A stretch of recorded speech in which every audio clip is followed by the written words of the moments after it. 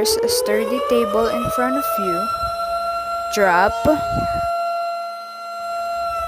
seek cover,